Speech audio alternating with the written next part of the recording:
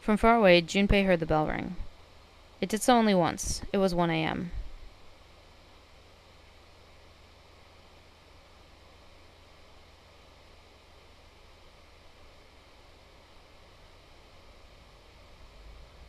He jogged through the entrance of the large hospital room to find 6 of the others already there. Ace, Santa, Clover, June, Seven, and Lotus. They had gathered in front of the door number 8. Or perhaps to be accurate, they had gathered in front of the red next to the door number 8. Had one of them found the missing piece? What happened, guys? It was June who answered him. Jumpy, look.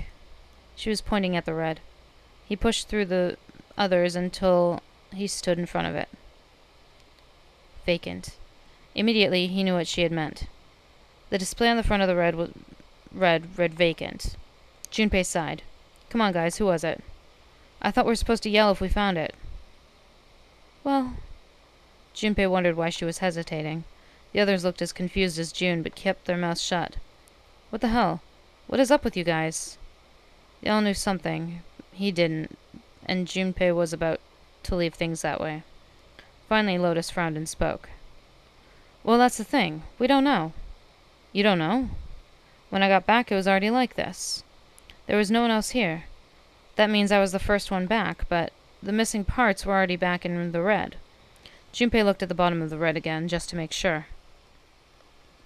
The slot that had been open in the bottom was now covered with metal. Clearly, whatever had been missing had been returned. What about the other 2? They're the same. Junpei quickly examined the other 2 boxes. 7, 3, 8. Satisfied that they were also repaired, but still very confused, he returned to the others. Alright, I just want to be sure here.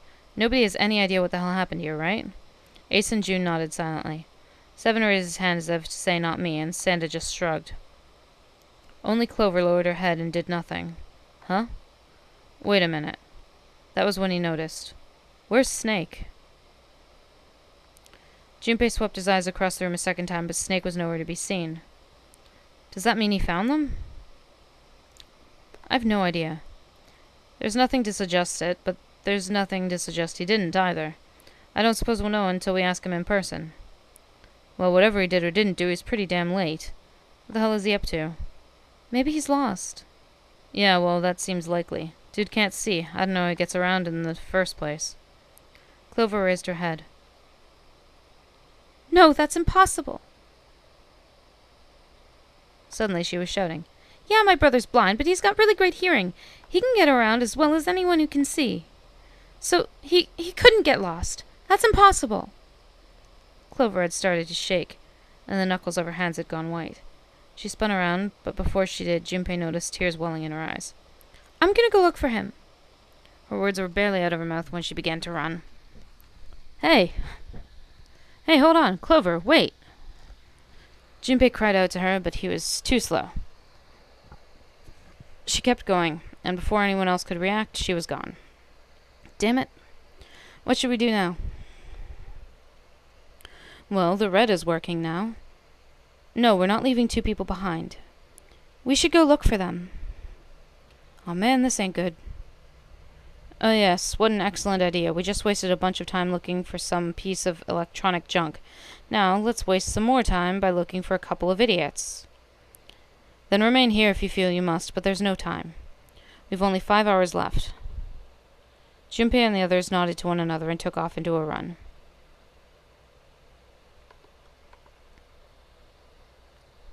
In front of the stairs that led to B deck, they decided to split up. They quickly assigned such search areas and went their separate ways. Soon only 2 of them were left. Those 2 were Junpei and June, who had been a few steps behind the others. Alright, we should go too. Yes, let's go. But where should we start? Let's see. Fuck. Casino? How about the casino on B deck? Okay, sounds good. They took off up the stairs at a run. Before they knew it, they were there. So was Lotus. She was leaning against the wall examining her nails. What do you think you're doing? She glanced up at him unimpressed. Isn't it obvious? I'm looking for Snake. I'm just not seeing it. Really. Maybe you need to look harder. Junpei didn't think that was the problem. Oh, by the way, I've got a proposal for you two. Care to hear it? You're gonna ask me to go through one of the doors with you. June is 6'5".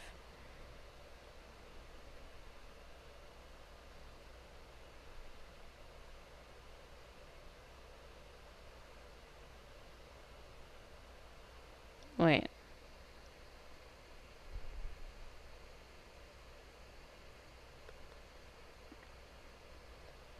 No, I'm confused. What is it? Well, I don't like to beat around the bush, so I'll get straight to it. Why don't we team up? Team up? Yeah.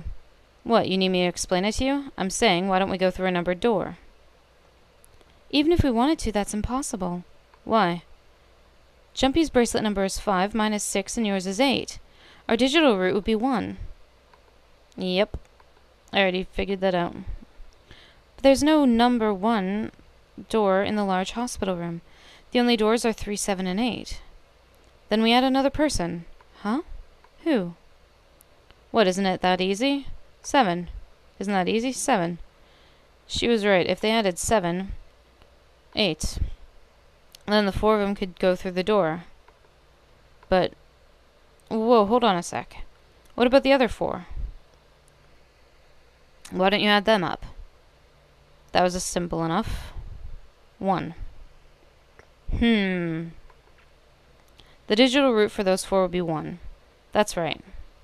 And you know the number 1 door isn't in the big hospital room, right? Of course I know that. No.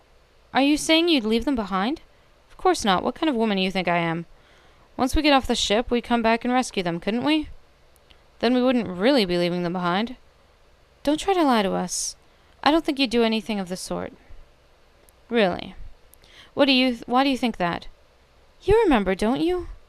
We have less than 5 hours left, even if we manage to escape. There's no way we could come back to rescue them in less than 5 hours.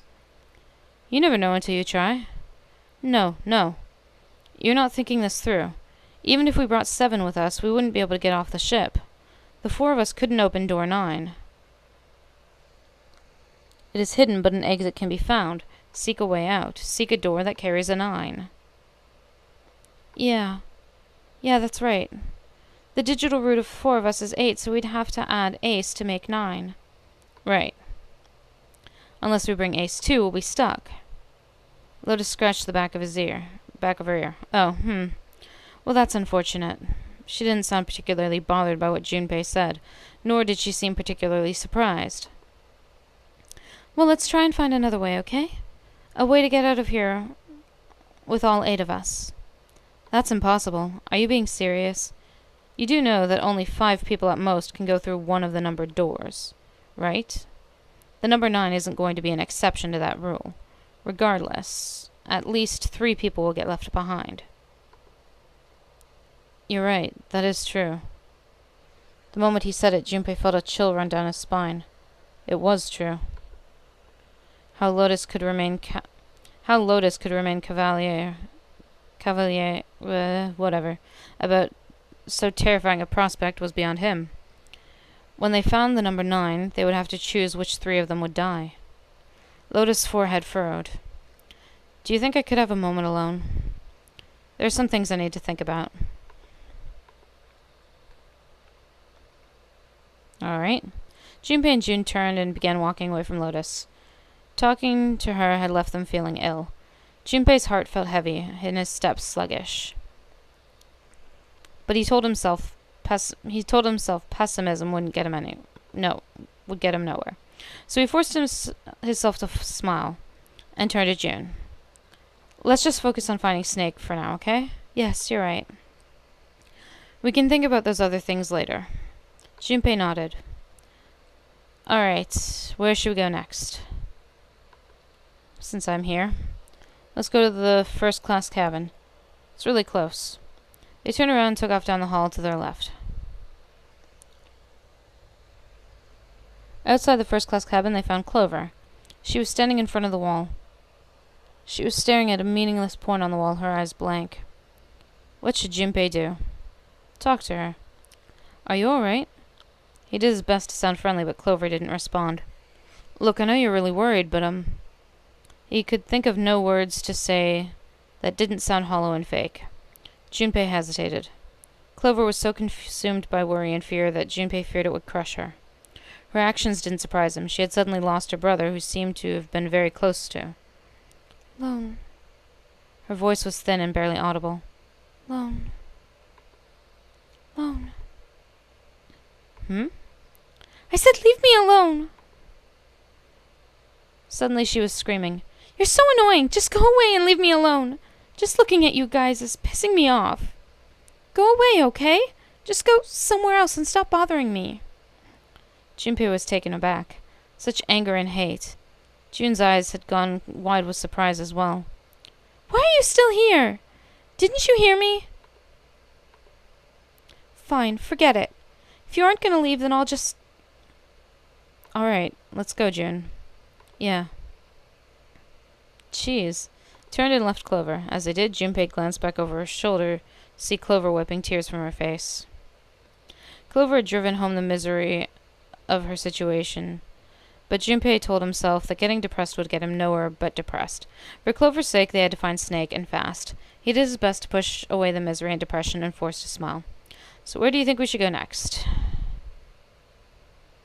Hallway with all the rooms. Why not? Why don't we go back to C-Deck? We can take a look at the hallway with all the rooms. Okay, let's get going then. Together they ran down the stairs. Ahead of them, farther down the hallway, they spotted Ace. Hey! Snake! Where are you? Answer me if you're there. Junpei paused. What do you want to do? Let's run to Ace. Why not? With June in tow, Junpei jogged up to Ace. Hearing their footsteps, he turned to greet them. Hello there. Snake is, well, that's obvious, isn't it? I assume you haven't found him yet either. Junpei nodded. I really wonder where he could have gone. Well, wherever he's disappeared to, we must find him quickly as soon as we can, for Clover's sake. Right. June's face looked kind of enraptured. Yaw. By the way, do you think Clover and Snake are really siblings? Why would you say that? Why would you say that? The question seemed somehow odd to Junpei. Well, isn't it obvious? They don't look alike at all. Ace looked at him for a moment, then spoke. Yes, now that you mention it, they don't. Now that you mention it? Still, there are a great many siblings who do not look like one another. It certainly isn't rare. Junpei wasn't sure why or even if he was seeing what he thought he was, but he could have sworn that Ace's face tightened as he spoke. They're all hiding secrets from me. At any rate, we must find Snake as soon as possible. The clock is ticking. We can't really afford to waste any time. Very well. Let's get back to the search, shall we? You can leave this area to me. All right. Let's go, Jumpy. At June's urging, they left. They found themselves back at the stairs, but Junpei's mind was in turmoil. There was so much to think about, but no, it would have to be put aside for now. As Ace had said, finding Snake was their top priority. Junpei did his best to clear his mind. Alright, where should we go next? Back to the large hospital, I guess. I've been everywhere else. Why don't we go back to the big hospital room? Okay. Let's go then. They turned and headed back toward the large hospital room. On their way back to the large hospital room, Junpei and June noticed Santa standing next to door number 3. Junpei paused. What should Junpei do? Talk to him. Junpei and June walked up to Santa. What are you doing? What, you can't tell? I'm checking out the red. Why, is there something bothering you? What, it's not bothering you? Huh? The guts of the red. Why wouldn't you wonder who the hell put it back in here? Yeah, that's true. Well, I'm curious too, but... Who do you think did it? Santa's eyes narrowed as he looked at June. She shook her head. I don't know. Well, what about you, Junpei? Who do you think fixed this thing for us? Probably Zero. Or Snake. But then what would have happened to Snake? I have no idea. But if he found it, he should have called us. Which makes me think maybe Zero. So, fuck.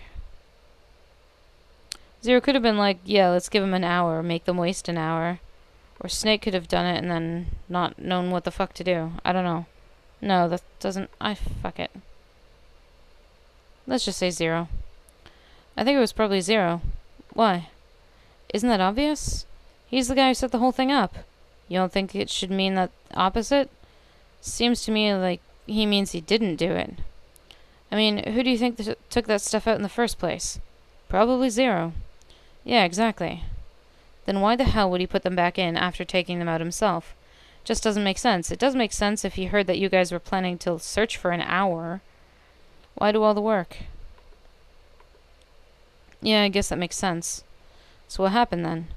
Who put the stuff back in the Reds? Junpei furrowed his brow. So in other words, one of us is the person who fixed the Red. Santa grinned. Bingo. We have a winner. But if that's true, then that person who did it doesn't want the rest of us to know. They fixed the Red. Yeah. But why? No idea. Maybe if they come clean on that, it means we'd find out something else. Something bad. Something bad? Dunno. Whatever it is, it's gotta be worth hiding. Of course, it could have something to do with Snake's disappearance. You think maybe they did something to Snake? It's not out of the question. Junpei stared at Santa. There was something about him that made Junpei wary. At first he assumed the other man wasn't terribly clever, but Junpei was beginning to think he would need to reevaluate that assessment. When Santa spoke again, his voice was quiet. Look, if you trust anybody in this game, you're gonna lose. You've got to be careful. The person you trust the most could turn out to be the one who stabs you in the back. With that depressing suggestion, he turned and quietly walked away. Junpei and June looked at one another and smiled awkwardly. Where would they go next? Well, I've been everywhere. They looked everywhere they could think of, but Snake was nowhere to be found.